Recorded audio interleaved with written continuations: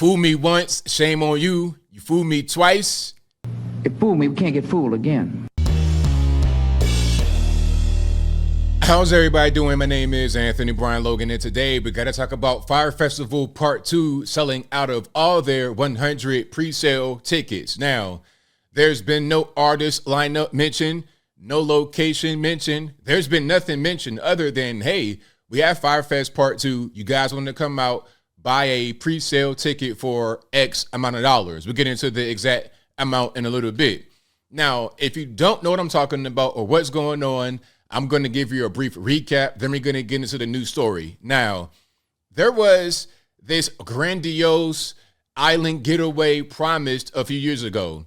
You were going to have all kind of big name artists there. It was going to be luxurious, and it was just going to be the concert, the event, the experience of a lifetime. Rapper Ja Rule was behind promoting it. We'll talk about that a little bit later.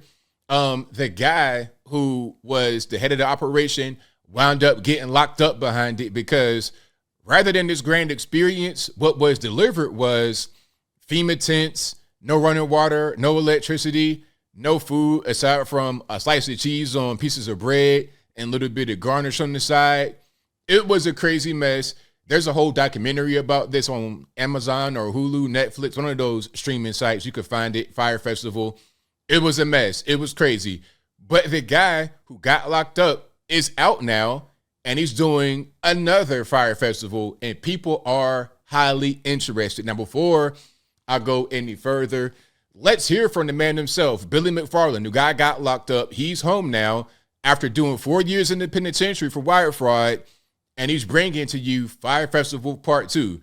Now, before I begin, are you going to buy your ticket? Are you going to Fyre Festival Part 2 or no? Without further ado, let's go ahead and roll it.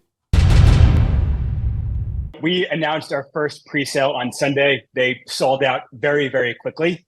And I think this kind of all comes back to, since 2016, Fyre has had 32 billion impressions across social media. Now, I got to pause it at certain points because it is TMZ and they love doing copyright claims. But I understand the whole idea of no publicity is bad publicity, but good grief. I mean, they had really, really, really bad publicity. Let's continue. Which makes us like the most talked about festival in the world. And we saw that in the past, literally 36 hours convert to sales. No lineup announced. We did not share the location, and we sold out the first drop almost instantly. So it is just so incredible to finally have the support to make the Fyre dream a reality and to really share it with the world. Now, here's a question. Have you ever heard about a concert not naming any of the artists that are going to be there or the location, but still offer tickets to sell? I've never heard about that in my life. But hey, I never heard about a festival promising to be some grand, luxurious island getaway and then wound up being some kind of FEMA camp type situation either. So, first time for everything, I suppose. Let's keep on going. This proves the point. There is no such thing as bad publicity. That if you guys are getting that kind of attention, even if it was for this fiasco, it kept people's appetite alive and well, and it's kind of become this curiosity. I kind of feel like I'm the pilot of a single engine propeller plane right now flying through the storm where everybody wants to watch. And whether I crash or land, they want to have a front row seat. I agree. I think there's a lot of people that are just curious about what's going on. They want to see if this whole thing works out. And they'll throw some money away. They'll throw it away because if the concert goes, they'll be there. They can experience it. They can meet this guy. Maybe they get to meet Ja Rule if him and Billy are still on good terms. I'm not sure if they are or not, but it doesn't really matter. They can experience this thing if it does go. And if it doesn't, oh, well, they had money to burn anyway. As long as they're safe. So I think if I can kind of create that turbulence, then Fyre Festival 2 will become a great cultural moment. How did you do this? I mean, how did you get investors to, come into the fold with you and say, look, we're going to try this again after the first time? Because honestly, good on you that you've been able to do that. I'm curious how you were able to convince them. That's a good question because in the first Fyre Festival, the reason why he got locked up is because he was defrauding investors. He was robbing Peter to pay Paul. So if you went to jail, like he literally went to prison, federal penitentiary for 4 years. If you went to prison for defrauding investors, I would understand why you would have a hard time getting new people or new investors or even the same investors to give you some money. I will understand that 100%. So I literally got an Instagram and DM'd the founders of the top couple of dozen festivals around the world that did a really good job. And they pretty much ignored me for the past 9 months. And then we actually signed a Broadway musical deal to turn the story of my life and Fyre into a Broadway musical recently. And I think the courage of the company behind that deal sparked some of these festival operators to start responding to me. And just so grateful they're taking a chance. And it really, really is wild. You got to serve cheese sandwiches at this, just as a thing. I'm serious. Now, I have an article. We're going to show some of the things that they had at the festival. If you did not ever see it, or if you want a quick reminder. It's and people would expect it at this point. Our partners are not going to let me do much at the festival. However, I am going to be cooking cheese sandwiches with Andy at the actual event. So I think that's as far as they'll let me go, but that is definitely happening. And it's gotta happen. Okay, so that's that. So I think what's going on is that if he owned the rights to Fyre Festival, which I'm not sure that he did, if he owned the rights, he may be leasing them to a larger festival, or he may have sold the rights. So that's probably what's going on. I'm thinking maybe there's a lease situation going on. All right. But so this is Billy right here. I'm not going to read this article, but all right. You see, it says Billy McFarland's out of jail and ready for his next move. And he was in a federal prison, not jail. Okay. He got convicted for fraud, wire fraud. That's him right there trying to do Fyre Festival Part 2. And here is like kind of a recap of the original one. That's Ja Rule, the rapper right there. That's Billy. And I think this is the island they were trying to have the festival on. Now, the idea that they had at the beginning was a good idea. Okay, let's have this island. Let's build it up and have this amazing retreat concert. It's going to be great. But see, they were ignoring some of the realities of a thing called infrastructure. Okay, you got to have running water, plumbing, maybe even air conditioning. Do we have mosquitoes on the island? Do you have nets? Do you have pest control? Do you have any way to funnel people to and from this particular place? So there was no infrastructure. There was no real plan. This guy, I don't know what his background was. I think he had no background in anything like this. He just got popular, maybe on social media, and said, okay, we're going to do a festival, started selling tickets and could not deliver. All right. And he got so far and got so much money, he got all the way down to the 0 hour. And that's when things totally fell apart. Now, again, that's Ja Rule and Billy.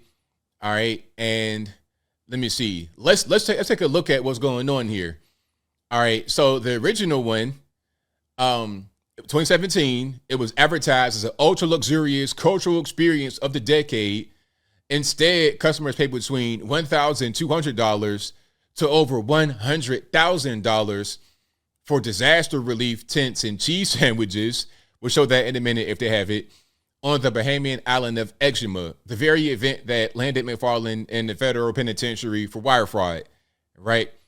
After teasing the follow-up festival earlier this year, 100 pre-sale tickets went up for grabs on August 21st for $499. Technically $549.89 after taxes and fees. So people got $500 to just throw away. Really $550 to throw away. Say, okay, cool. There's no location. There's no nothing. I'm going to throw my money away and see what's going on. Now, the tickets are going to increase incrementally, with the last round going for $7,999, so about $8,000. Now, for $1,500 less, you could get 4 VIP tickets to Coachella with accommodations and a ready-to-go Lake El Dorado tent. Now, obviously, an event like Coachella and Bonnaroo, things of that nature, they're more established, more well-known, a better system behind making sure everything goes right. But these guys right here, kind of ragtag and rinky-dink at best. In the first iteration, hopefully they get some of the guys behind the other events I mentioned to make things go smoothly. Now, these are the tents that they had at the first FEMA camp, concert, whatever they want to call it, right? That was the tent right there. You were promised a luxurious experience, but you got there and you got a tent on the ground. You don't even have any kind of covering underneath that. You're talking about bare ground, no air conditioning, no nothing. You got to use a bathroom. Well, hey, man, it might be a porta potty, and that thing is filled up. Well, you just out back. You are out of luck. And there is the infamous cheese sandwich. Okay, people needed to eat food, and there wasn't much food available, and they were serving them that. There's no protein on that. All I see is 2 slices of what appears to be some kind of whole bread, a little provolone, and some garnishing that would probably go on the sandwich, like a hamburger or something like that. But there was no hamburger to be found. All you had was that kind of thing right there. So it was a mess. And like I said, it's a documentary about it on streaming websites.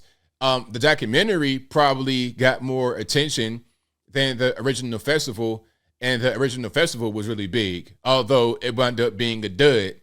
But as I close, I want to say this. Shout out to Billy McFarland for going to the penitentiary for 4 years, coming home and still making something happen. Some want to say this is quite privileged. I mean, please, I know plenty of guys, regular, normal guys, black guys, white guys, or whatever, that go to the penitentiary, come home, and get big bags of money. Big bags of money. People just let stuff like that get in the way. They let stuff like that stop them. It's an excuse. Oh, I got a felony. Oh, I got this disability. Oh, I got that. People got to just stop. Like, this should be a lesson. Don't let anything stop you from your dreams, okay? You can go to prison for fraud and still convince people that you're going to be able to make something happen, and that's just what it is. But I think I'll leave that right there for now. And what say you? Are you going to Fyre Festival Part 2? Do you trust that Billy and the squad will make it happen? Are you going to get a cheese sandwich? What's really going on? Whatever your thoughts are, let me know in the comments below. You guys know where I'm at. I mean, I guess the whole thing about no PR, there's no such thing as bad PR. I guess that's a real thing. I guess it's a real thing because you couldn't have gotten any more negative than the coverage that the original Fyre Festival got.